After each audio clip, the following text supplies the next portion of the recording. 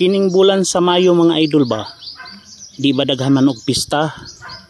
Ang atong pagtuoan ng Mayo mga idol, kay pista malagi, makakaon kag karne o makainom. Dili di ang pista panahon sa pagluling hayaw. Panahon usab kini sa panagtapok sa mga pamilya. Mga pamilya nga tuwa na sa layong lugar. Mga silingan nga namuyo na nga tus laing lugar, ni uli lang og buhol aron mamista. Makighimamat sa mga higala, pamilya, mga igagaw. Mo na nakalami sa pista sa buhol mga idol. Mga barkada, pamilya na naghiusa. Murag mawa di ba atong mga problema? Kaya ang problema suliran man sa matag tao. Pero kining pista mga idol, dili ikabaylo sa uban.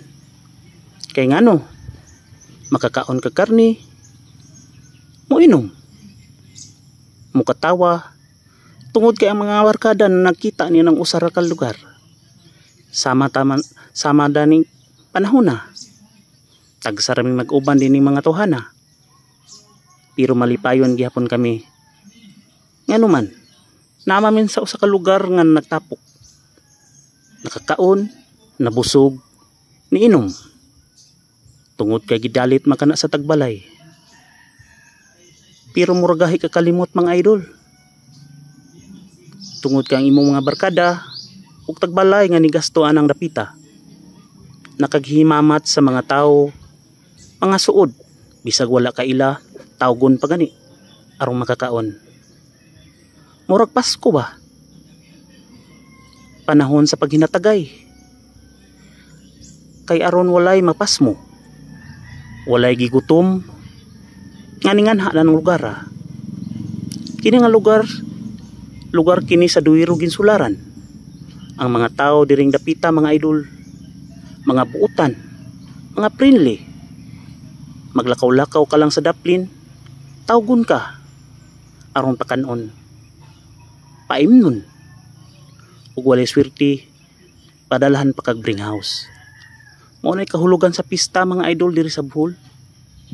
Ang mga tao nakahiusa aron mogasto, gipangandaman sa layo pa. Kay kini mga bisita matarantar sila umongan na sa inyo ha. Mao nang andaman na tuog maayong mga pagkaon. Paimnon aron lang malipay sila. Busa mga idol, bisag unsa ta ka pobre, mo gasto lang sa pista. Dili ka bayrag sapi. Kay basta mo gasto ka sa pista mga idol, ang grasya nga gihatag sa Ginoo abunda diha kanimo. Tan-awa ng mga tawo nga kusog magpista, dali rang grasya kanila.